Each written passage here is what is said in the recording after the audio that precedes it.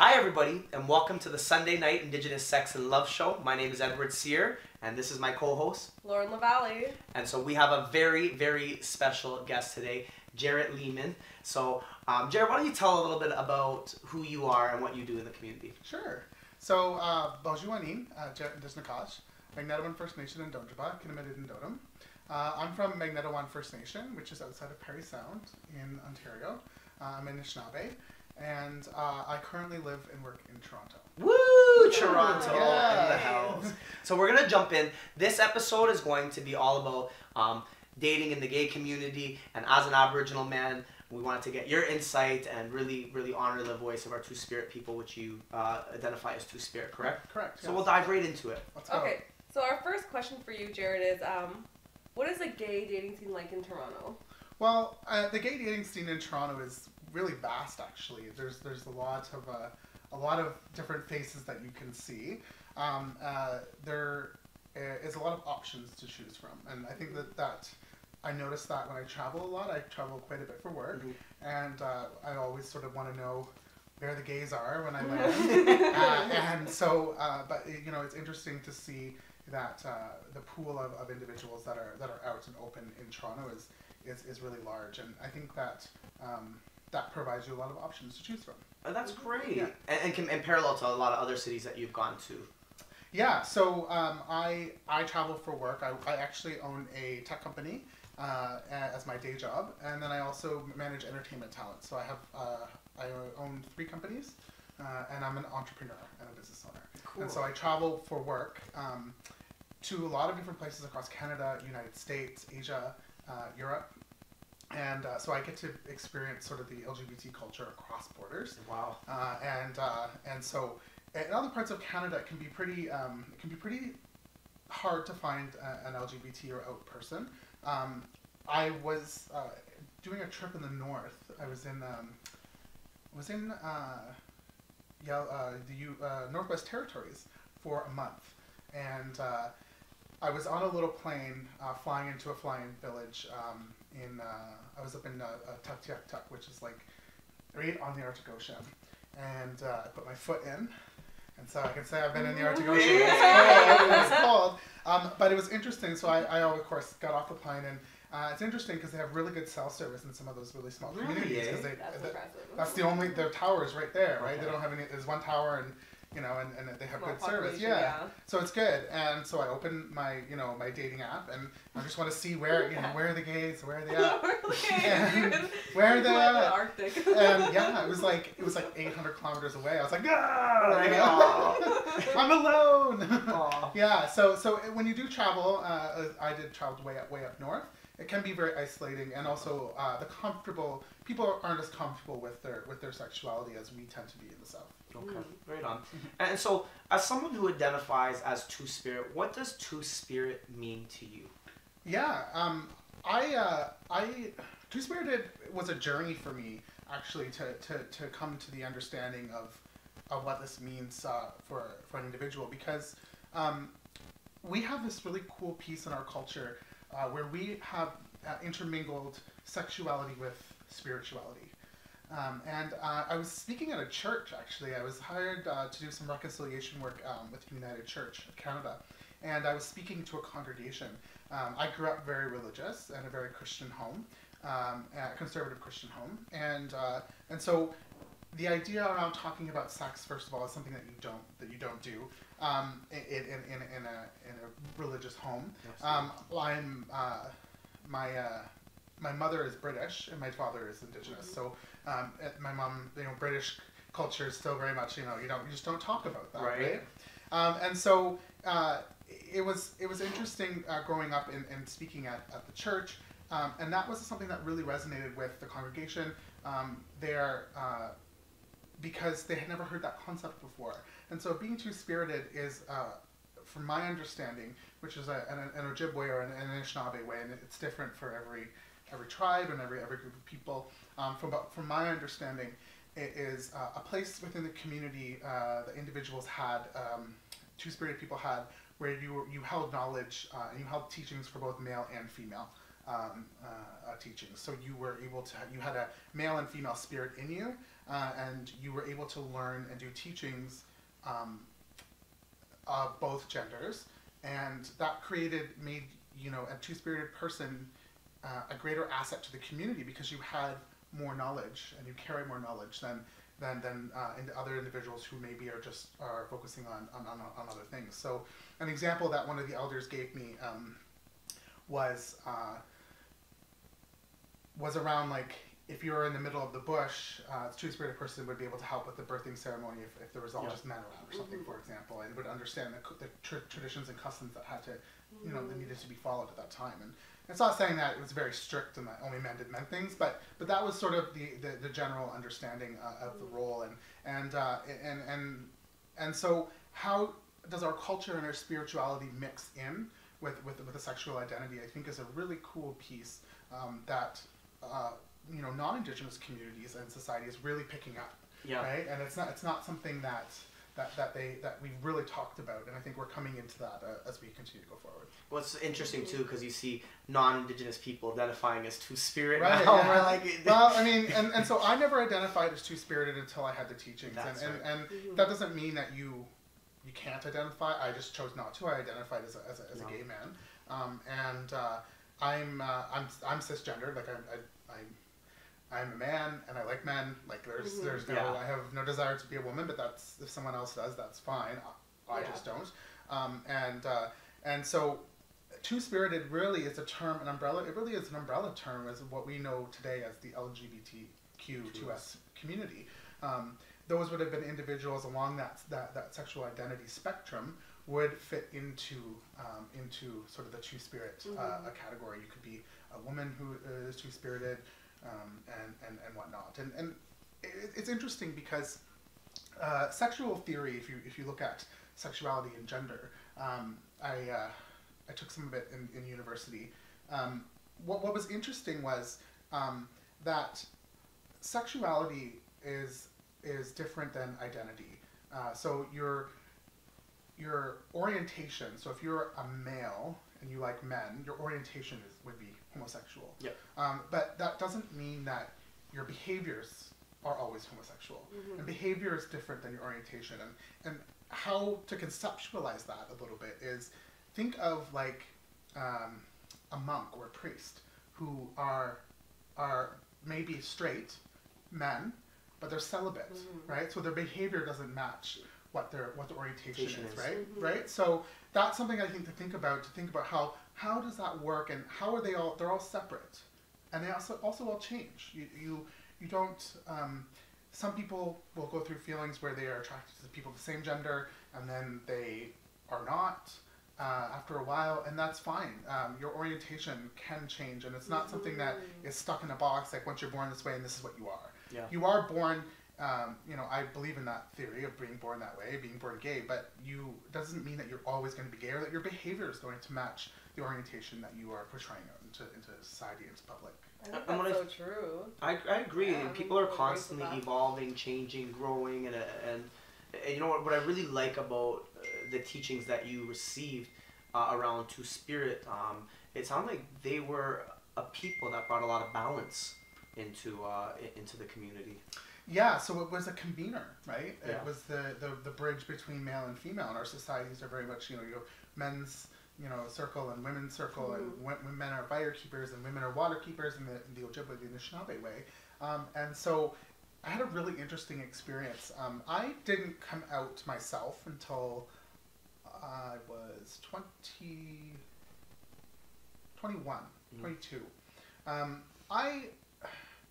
I always had an inclination, I always kind of knew about myself as being different. I guess you would say at that time questioning or queer.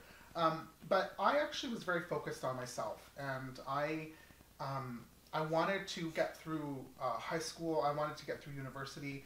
I went to a school that had a performing arts program.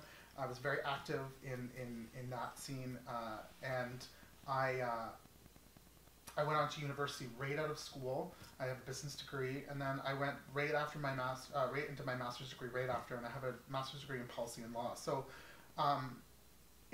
I didn't really have time to focus on somebody else. I was focusing on myself. I was setting up myself. And when I graduated from school and I started working, I said, okay, it's time now for me to sort of think. I chose to really put off including somebody else in my life because I really wanted to be whole myself. And RuPaul's Drag Race says it all the time. RuPaul says it all the time. And, you know, how are you going to love someone if you don't love yourself? True. And so you have to take that time to really figure out, you know, what love is to you and how you want to express that. Because an orientation asexual is an orientation. So you can be asexual and not have any desire to engage in sexual behavior. Yeah. So, you know, you have to think and explore these options. And for me, I had to research and read about it.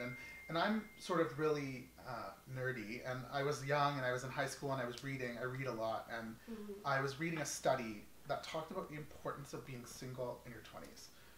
That has to be about you. Look at Lauren. Like, I'm in my 20s. I totally agree with that. Right? This has to be about you, right? Like, this is the time for you to get yourself set up so that you can be prepared to bring somebody else into your life and to have a long-lasting relationship that is meaningful and that is secure and that is safe. Well, I'll quote Jennifer Lopez says, men are no good till they're in like 33 or 35 anyways. They serve no purpose. Well, I'm in my 30s, so there we go. Maybe I'm becoming useful. You're still a piece of work doing. I'm 32 now, so. Okay, so our next question is, what is dating in the gay community like? And if you have ever dated an indigenous man, is there a difference between dating an indigenous man and a non-indigenous man? Yeah, so... Do you have a preference? I do, yes. Okay. Yeah, I mean, one of my really good friends, a client, wrote an article in CBC that was talking about dating Native, and it was a really interesting concept. And I was on Lisa Charlie Boy's radio show called New Fire, and it was funny because you Google my name and like. It comes up on me being like CBC Grindr, like Jared even talks about dating Native on Grindr, right? And it's like, right, that's exactly what I wanted. You know, everyone to Google me and see this. But you know what? It was an important conversation to have because dating in Toronto, what I found is that dating in Toronto is a lot of options, but also dating Native is something that I think is important to me. And it's an interesting concept. The article that Lisa wrote talks about why is it that, like, you know, it's important. She was giving the idea that it was important for her to date Native, and it was more along the lines of, you know, that's what we're told. You know, we're all told that when we're little. Oh, you don't date white people and this type of thing, right? And you got to keep your status going, right? Like I have status, like you got to keep it going, right? Well, it's interesting because that same sentiment still really does apply to the LGBT community, even though I'm not procreating, probably, right? Like, yeah. I'm not carrying on your a lineage. Status. Yeah, your status to what? I mean, I guess it can adopt, right? But it's interesting that concept is still there in the community, I feel like. It's because it's what we were told when we were little, right? And it's just because you're gay doesn't, you know, it's still dating Native, right? And so I've only had 2 boyfriends, and I consider that like somebody that you date with, that you date for more than 6 months, not just like going out and doing that. And my longest term relationship was with a Native man. Hey. So but my preference actually is probably is Native, but I also really like Asian men. So really, yeah, I do. It's something interesting. I don't know why. I can't explain it, but I just do, and maybe it's because they kind of look like Dene people in the north. I don't know, right? Like, right? Like, yeah. You know, like there's similarities, right? So, I have dated Native, and I would encourage it. It's a little easier. You get an understanding of the culture. You're not always trying to explain things. And I feel like it's a big piece of dating non-natives. Yeah. For sure. So, what is your best date and your worst date? My best date. My first official date with one of my relationships, one of the 2. So, well, I dated a woman for about a year and a half when I was mid 20, 21. I am a big believer in you don't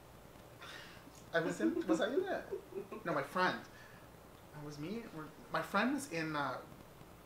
You know Uber Pool. Yeah. And so Uber Pool is like where people pick you up. Like you order an Uber, it comes pick you up, and then it like picks up other random people that you don't know, right? And you kind of are all going the same direction. And it was me actually, and I was on Grindr, and I left the sound on. It has a very distinct sound, right? No. It's like, and so when I hear it, I'm like I know, like, oh, someone's on Grindr, right? And when you get a message, and the sound went off, and some lady that I don't know in the back seat was like, "Oh, you must be playing the same game as my husband." Oh no!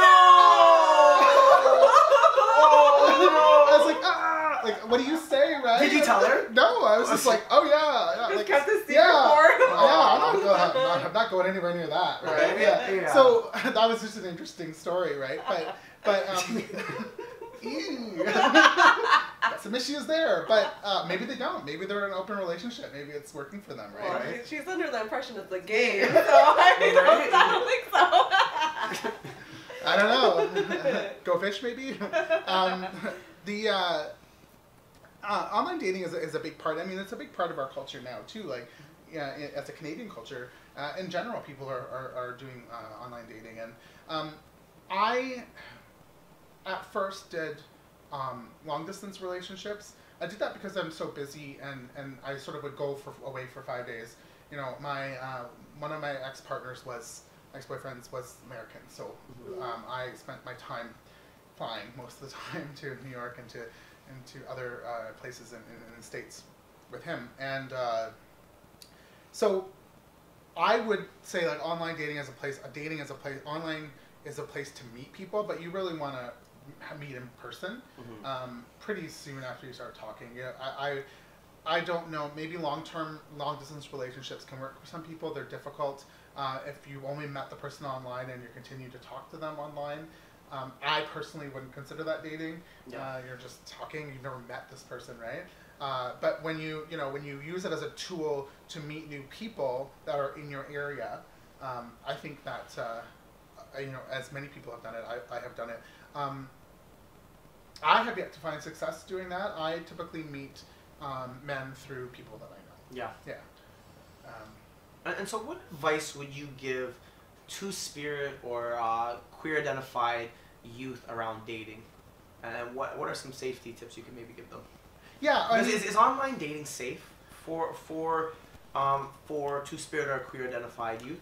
I mean, I think there's always a cautionary approach is always needed when you're doing online dating, only because like you are meeting up with some stranger, right? But I mean, at this time we have a shareable economy, so like I got into that Uber with some random people that I don't know. So but dating is a little different, and I think there's a distinction between are you dating and are you using an application to have like hookups, right? Okay. And you know, from my experience, the gay culture that I'm familiar with is very it's a hookup driven culture, so it's not really frowned upon to do that as much as I feel like it is from my friends that are part of the straight community.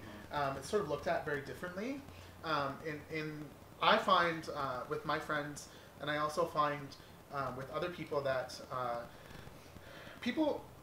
I have a lot of LGBT or a lot of gay men friends who are in open relationships, who live with somebody, have their partners, they've been together for a long time, but they have more than one person in their relationship, or it's okay they have an agreement where you can sleep with whoever you want, right? That's up to those two individuals to decide that.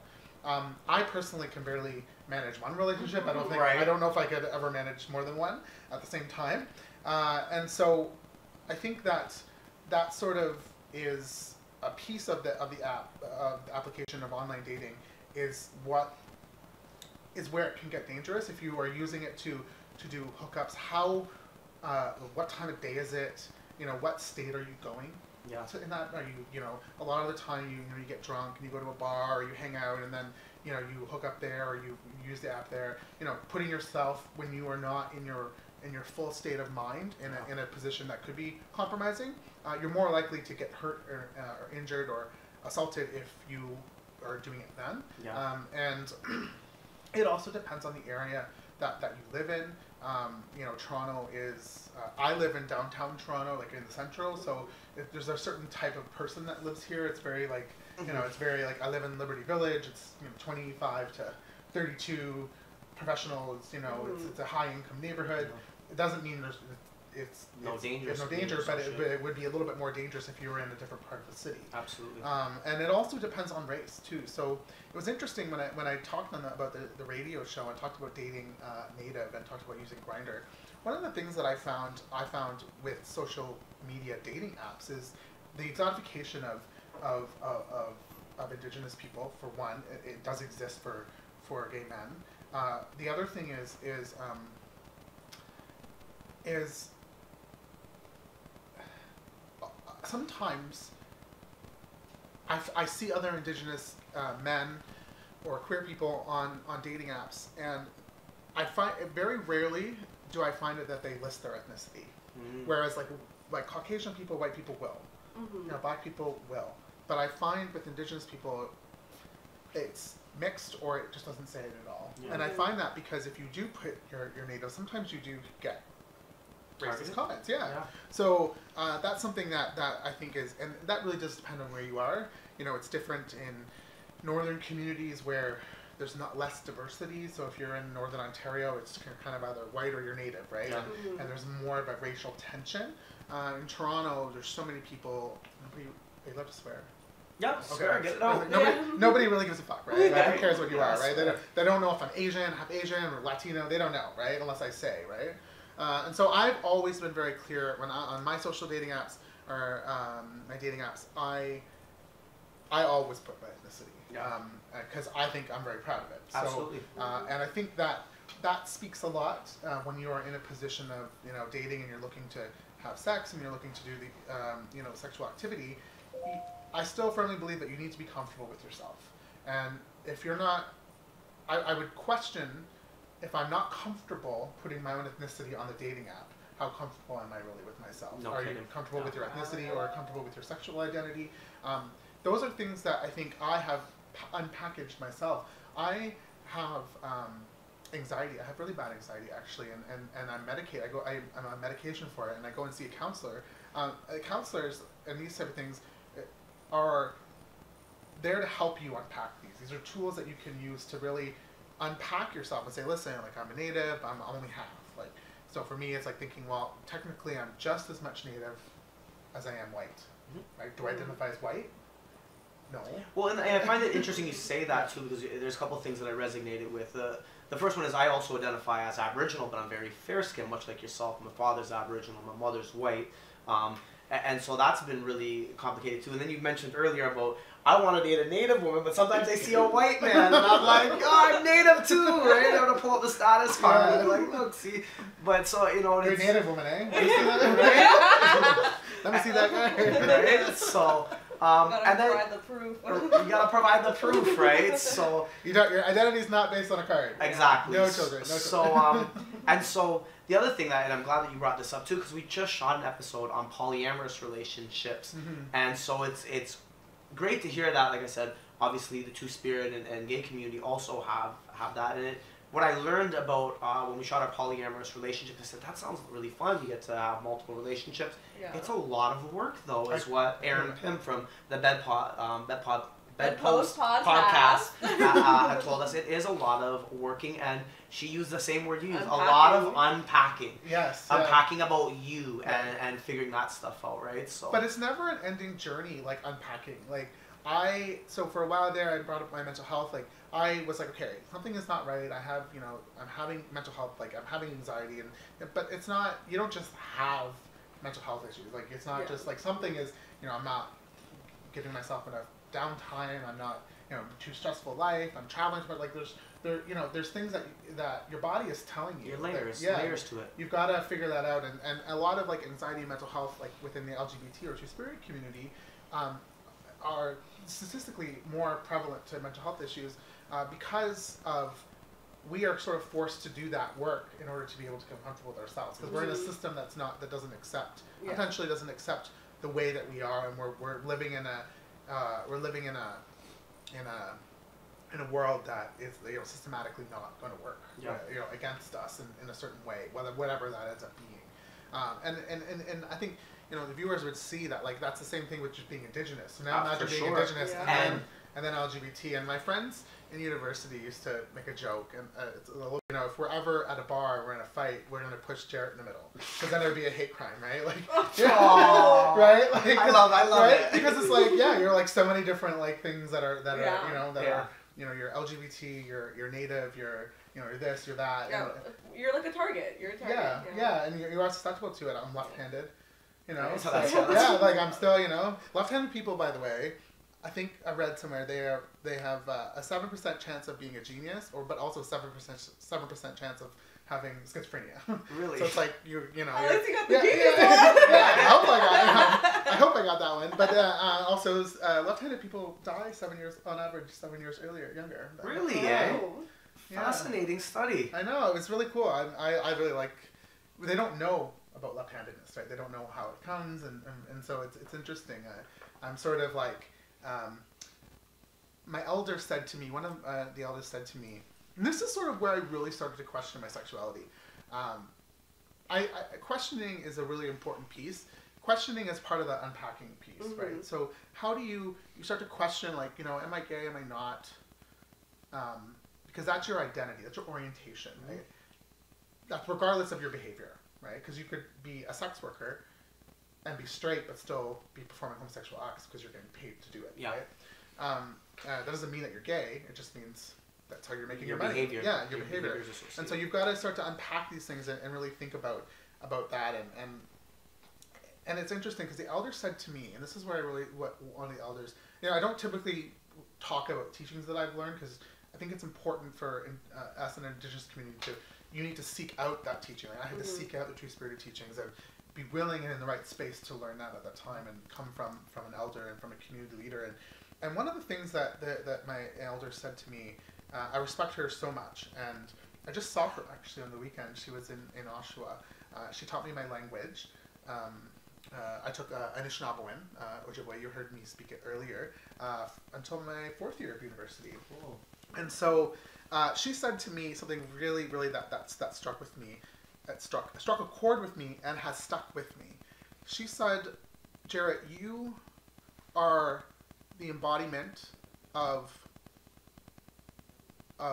two-spiritedness. You live in both worlds. Not only are you Indigenous, you're half.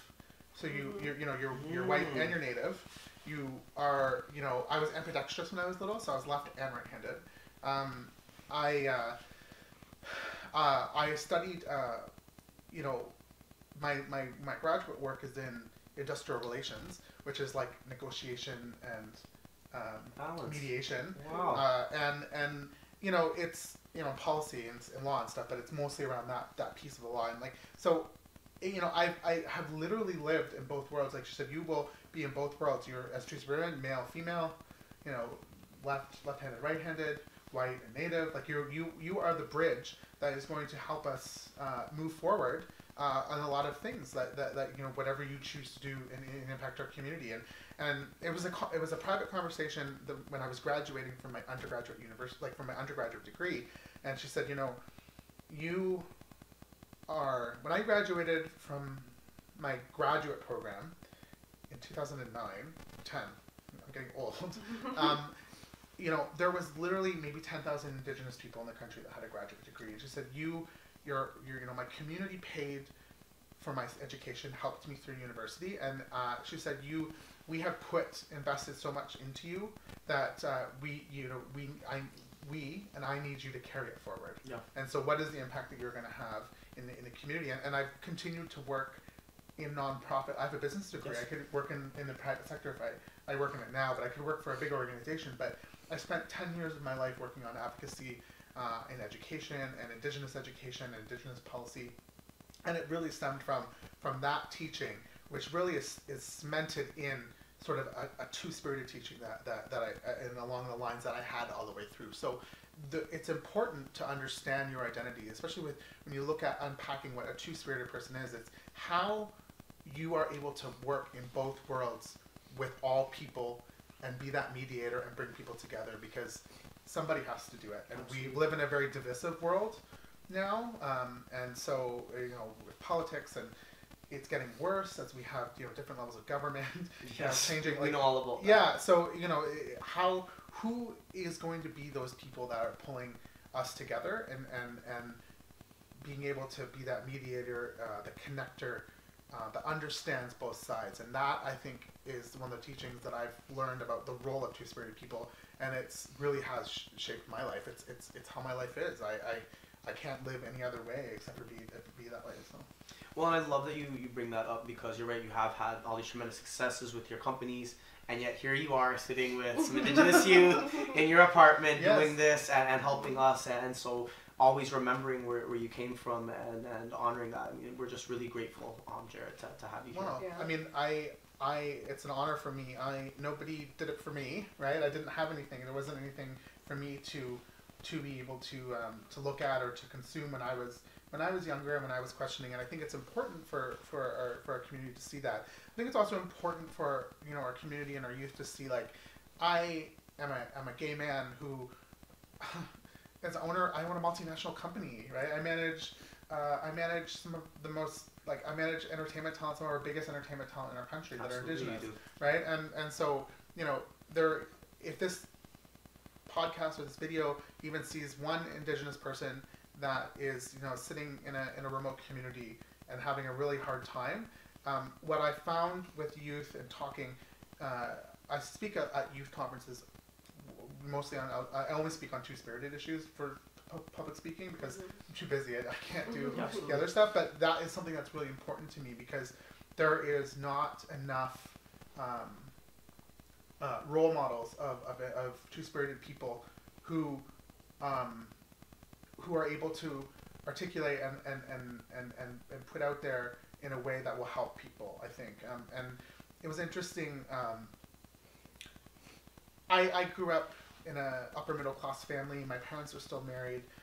They've been married for over 30 years. My parents, I had a great upbringing. I love my family. My family were very supportive in the coming out process. It was a little difficult because religion was there, but my biggest supporters in my life are my parents, and that is regardless of income. Having a steady home life is such an asset, right? And so I live in downtown Toronto. I went to schools. I really live a privileged life, and even regardless of whether I'm Indigenous or not. And one of the things that really struck with me was the mental health piece. Was also that, like, when we look at our suicide rates in our communities and with our youth, a lot of those youth are LGBT or two-spirited youth. 100%. And I could not live with myself, sitting in this lovely condo in downtown Toronto, living my best life and not being able to help and encourage other members of my community that are struggling, that can't even envision what a gay Native man looks like, right? Like there's nothing, they don't have anything.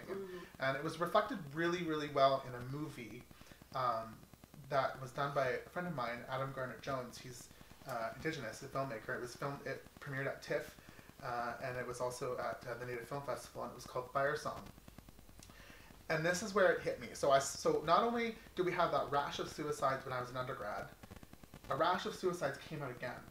And I'm sitting here reading it in the paper, and I'm being like, oh. And that was where I was like, I can't just sit here. Like, this is not, I have to do something. And so I chose to say, like, if somebody wants me to come and speak just about two-spiritedness, about being gay and to youth, I will be there. And the other thing is that this movie really put it into play. It wasn't, the movie Fire Song by Adam Garnett-Jones isn't a gay film. It's a film about Indigenous youth that has gay characters in it, or LGBT characters in it. And I remember in the scene where he's looking at this book, he's being bullied, and he just wants to move off the res. It was in Northern Ontario. He's looking at this book, and he's looking at like the village, like on Church Street. He's looking like, oh, I want to go here someday. Like, this is where I want to be. Like, this is where. And he's reading it. He's looking at it. And I remember just thinking, like, how many times am I, I live in downtown Toronto. And I'm like, oh, I don't want to go there. Like, I have the option to go to so many of these places that people are just literally dying to try and get to. Yeah. And so I think that that's like a really important piece around that, is that there are people that are doing great things, and it's cliche, but it's like it gets better, and it does get better. You just have to stick through it. And I think for me, the way that I stuck through it was just focusing on myself and making myself be the best that I could be, because nobody can take that away from you. Nobody can take away my education. They can't pull my degrees away. Like, I have those are under my belt now, and it'll only help me moving forward. Absolutely. Yeah. Mm-hmm. Okay, so you had to answered our next question for you, but if there's anything more you want to add to it, but how has coming out as a two-spirited man impacted you? Yeah, so coming out was a long process for me, and it has honestly made me just healthier. Yeah. There's a lot of things that you go through when you're coming out, and it's a lot of self-inflicted. Like it's like you're hiding a big secret, and we said this earlier, but in the South it's different. Like in Toronto, like nobody really cares, right? Like, I don't really care what you are. Like, be whatever you want to be your best self, right? I understand that in the North and in remote communities that's very different. So it's around coming out is a way. When I finally came out, my family it was hard, but it was like a weight was lifted. Like, it was just like, right? Like, you don't have to do that anymore. You don't have to put on this mask. Yeah, and just be yourself. Just be yourself, yeah. And so don't wait until you break to do that. Don't wait until you got yourself into an unsafe situation potentially, or you with like a discreet hookup or whatever, or like you don't need to. You need to.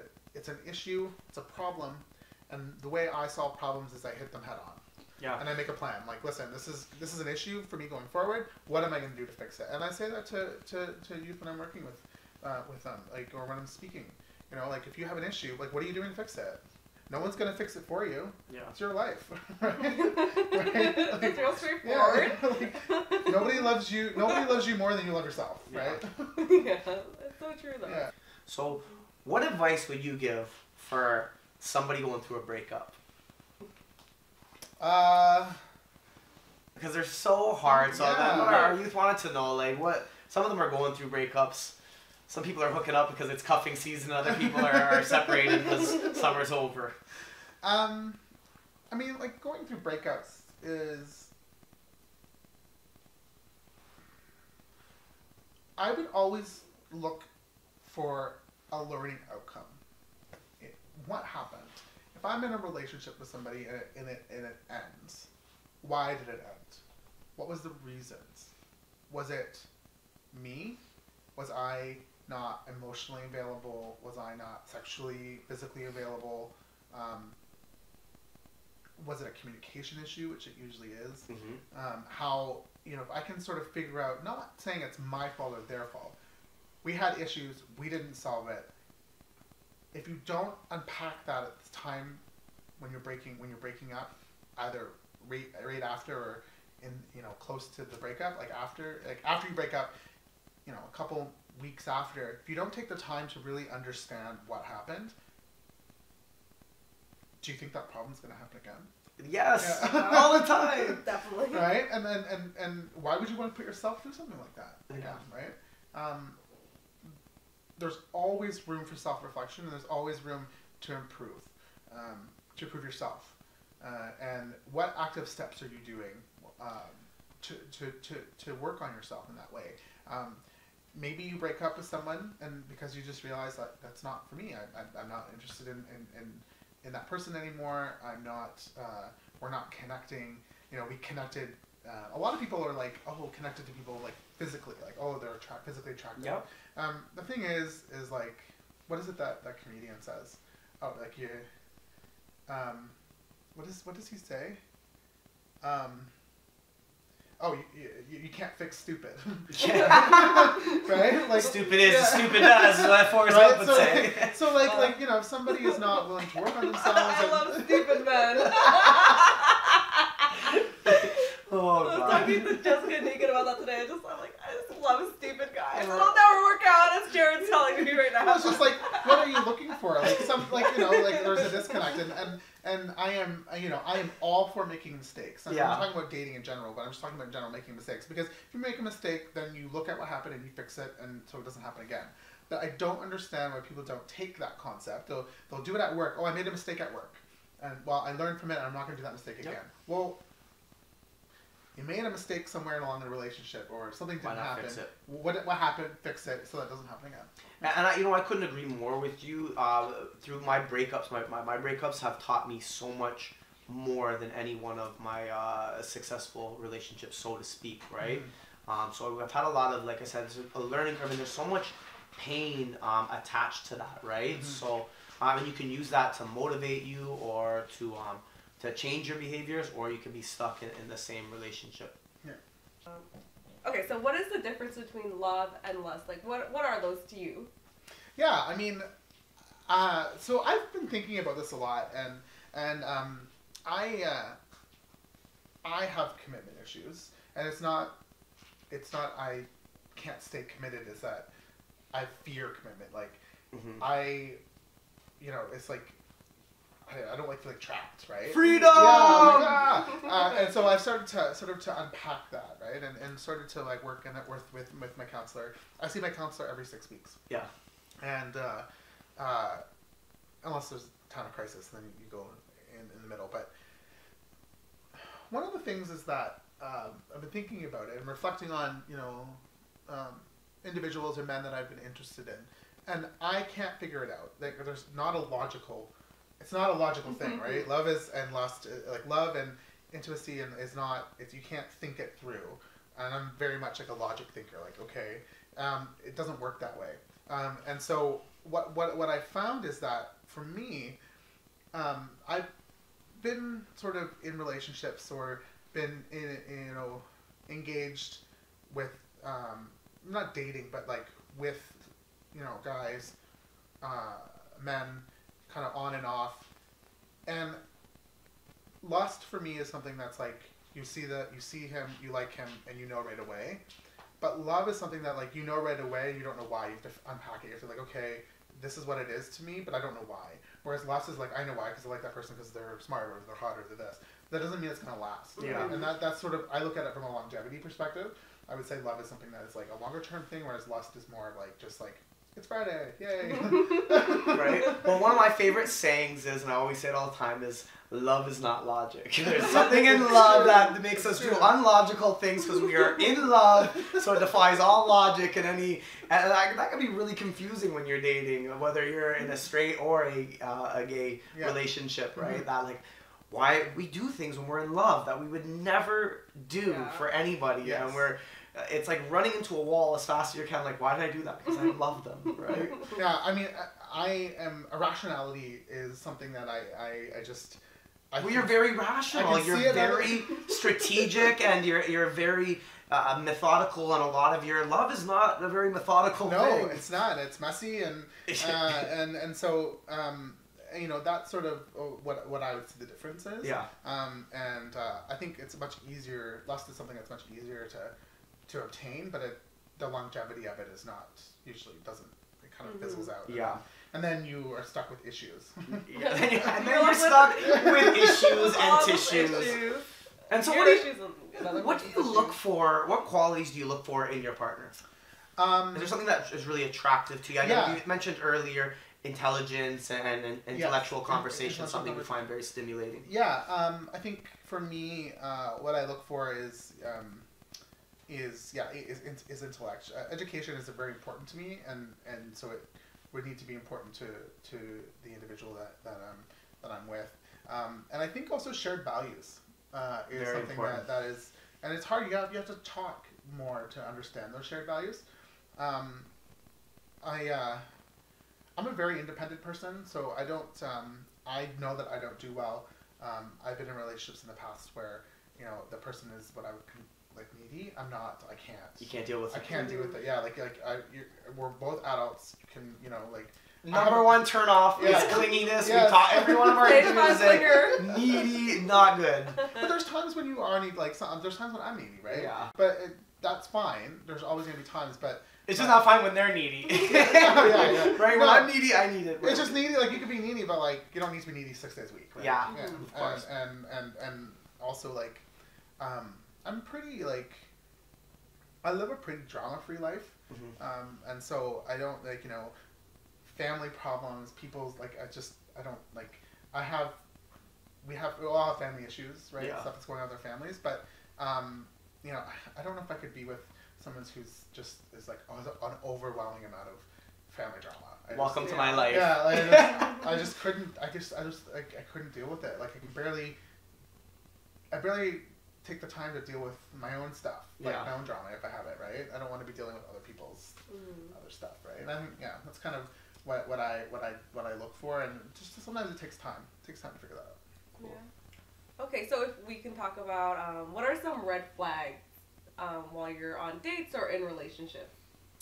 I think one of the things that I'm really conscious of, and I would encourage others to really look into it, is looking at the dynamic in a relationship around control.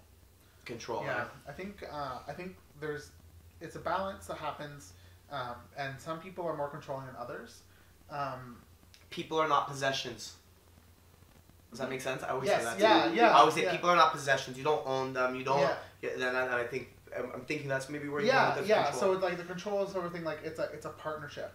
It's you're together because you're supporting each other, emotionally, physically, and sexually. So you're a partnership. It's not one controls the other, and control comes in many different ways. Like people can insert control in ways of like emotionally they can do it financially, and I think that is just it starts a negative vibe, and it can be very difficult. I think like for it to last and you can kind of sense it right away. I can sense it sort of sometimes when I'm on dates. Yeah. And I mean, you talked about this, but how important is self-love for you, and what does it look like?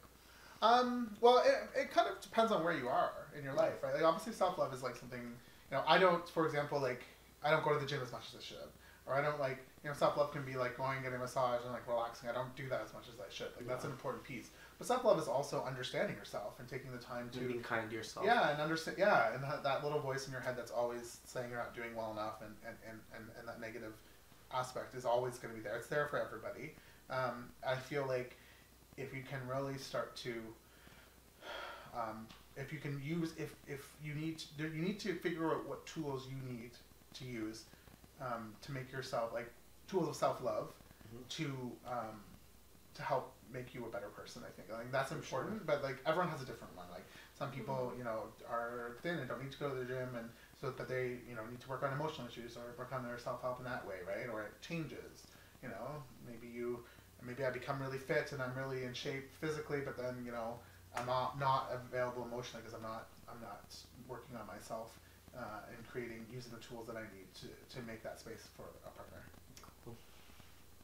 Okay, so this next question we have, it's kind of controversial, but we spoke about it and we agreed to ask it to make a point of safety. So when there was that spree of killing of gay men in the village, how did that make you feel? Yeah. Especially as an indigenous man. Yeah, and also like with the area where it was happening, I mean, I've been there so many times, and the Church Street in the village in Toronto holds a very special place for a lot of LGBT people.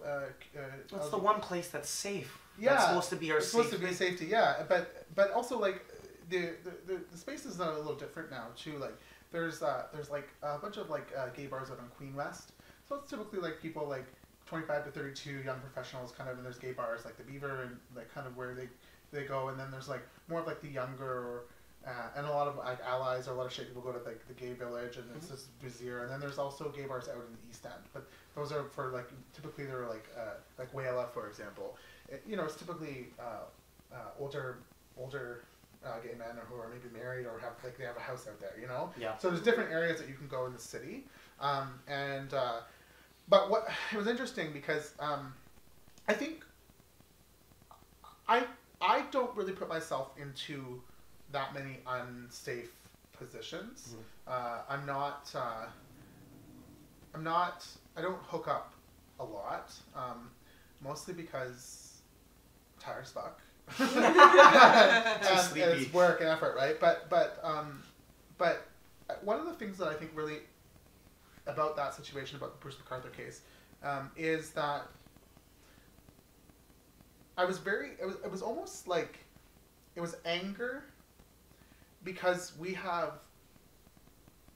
how did our system fail so significantly? I couldn't agree more, Jay. Right? And what are we doing to fix it? And I think that we had been, as a community, talking to the Toronto police about this for a long time. Absolutely. And nothing was done. And it seemed apparent, even someone who doesn't identify as gay, I knew that there was something going on down in that community. And I remember visiting, and it was like a ghost town on Church Street, which is unprecedented and unheard of. And you have to ask, like, what took the police so long to do something about that? But even and we're talking a little bit about like policing in relation to the LGBT community, which is a whole issue on its own. But what's interesting is that in the village too, we also had a high profile murder case with Tess. The woman who wasn't part of the LGBT community, like was an ally potentially, I think, and her mom had to come down. And then she was right exactly where they said she was. Like, why couldn't the police find her? We were talking about that today in the Inagby Youth Program. I said, explain to me how a parent has to come find their child and the police couldn't find. Then you start asking, did the police even look? Did they, you know what I mean? And so there was a lot of controversy even amongst us talking in our youth program today about that. Well, and I think what's really scary, and I think this is a cautionary note to some of the the youth and those that are listening, is that in Toronto, where we have a very prevalent LGBT2S community and a very wealthy community, like the LGBT income is very high in Toronto. Even typically if you have a higher level of income, you have more spending power. You have more of a voice. That's just how that's why there's so many poverty reduction strategies. Yeah. Even with a wealthy income group of people, there still was a complete void, and I think that that's scary, because like what's it like in an area where there's less LGBT people, like in rural parts of the country? No kidding. Right? Like is it like that's really scary, right? And for the two-spirited viewers that are watching, and for the youth out there, like not only do you have a bias against you for in policing for being an LGBT person, but it's compounded as an Indigenous person as well. So I think that a cautionary tale is around, like, you can have fun, but you really need to be careful about where you're doing it, how you're doing it, and that's your risk is higher if you're not out and you're hiding your true identity, because you're not telling people where you're going, right? You're not letting people know that you're going on a date, because you don't want people to know that you're dating someone of the same gender. And I think that will compound the risk to you physically, but also to it's not just the Bruce MacArthur case is about murder, but there's lots of sexual assault and rape that can happen as well. And I mean, who were some of your mentors and heroes growing up that really helped contribute to you being the amazing man that you are, Jared? It's interesting, because I sort of like, when I started, we talked about unpacking and working on yourself, and one of the things that the reason why I wasn't active in the LGBT community or on the front, I wasn't out for a while, and I was hesitant to do that. But also one of the things is, like, for me, I have like a layer of identities, right? Like, I identify as man, but I kind of identify as Indigenous first. Like, I kind of use that. That's sort of, I feel that there's a lot of LGBT men or women and people that are doing great advocacy work in the LGBT community, and maybe my work and efforts should be would be better addressed in the Indigenous space. So I focused on indigeneity for a long time, and so I think that when you understand. What was the question again? Sorry. It was about who was your heroes and people you looked up to. Yeah, so I don't really have when I think about it, I don't really have an LGBT there wasn't somebody that was a straight person that really was which doesn't really matter, but but you know, that was who was really impactful for me, and it was a couple of people, but I would say the number one thing would be obviously my parents, Yep. But also my teachers. I had the opportunity. I was very involved in the arts, and when I was growing up, and where it sort of went like this for me, where I was able to sort of, you know, everyone when you're 13 or 14, you're in grade 9, you don't really know what you're doing, where you're going. You're kind of very, you know, in an awkward stage, For sure. and your body, your puberty, everything. But you know, it kind of like really took off for me was when was a teacher, a music teacher actually, who I respect very very highly, who really sort of, what I respect a lot is hard work, and really instilled that level of work ethic in us as part of this program, that I was in, and I think that was really the individual who, it was a gentleman, it was a man, and so you know, who really for me was really like, you know, you can do this, you need to, you know, like, but you need to work hard, and you know, you're going to have to work hard, but you'll get it done. And I think it was a teacher in high school that was really influential for me. So for anyone that, you know, it's okay if you know, it sounds bad if you're in high school, like, oh, I like my teacher, like my teacher is really influential, like it's so like, seems so common, or you know, but it's true. I mean, that's what it was with me. I actually did was interviewed for the Globe and Mail or something, a newspaper, and they were asking about some of the work I was doing, and they asked a similar question, and so I actually called him up and actually reconnected with the teacher and said to him, you know, and I let him know. I said, you know, you worked so hard, and I know that you worked hard, because I had symphony practice at 6 a.m. till 8, and then I had school all day, and then I had dance in the evening, or I had theater, and you know, he was there doing all of it, doing it all, and like he had family, he had kids, you know, but like, so I think it's important for me, and I think it's important for you to think of those people that are influential. Make sure you tell them, because they have been putting effort in, not just with me, but with everyone, and I think that they need to know that. Absolutely. And you know, I'm so glad you brought that up, because also when I was in high school, I also took the performing arts, and I loved drama so much. I wanted to be an actor and be famous and all this stuff. And the story that you're telling is like identical to my drama teacher. Her name was Helly Kivalat. If you're seeing this, Helly, I love you. I appreciate you. I remember you. And same thing with her. I would, like I said, she would have rehearsals in the morning, then after school, at lunchtime, she created a lunchtime theater program that we did. And then I would get to her class, and she'd take me aside and say, do you have something you want to tell me? I said, no, there's nothing I want to tell you. And she'd say, well, you didn't do your math thing, so we're going to actually spend your drama time doing that. And so she made an active effort to make sure that I was, if you want to do drama, there's other things you're going to need to do as well. Yes, yeah. And I think a lot of coaches in sports do that as well, and stuff like that. So I want to thank you for sharing that story. And so that concludes our episode today. So I want to thank everyone for watching, and in particular, Jarrett, I want to thank you for sharing your voice, and we're just so grateful. So thank you very much. Thanks for having me. See you next week.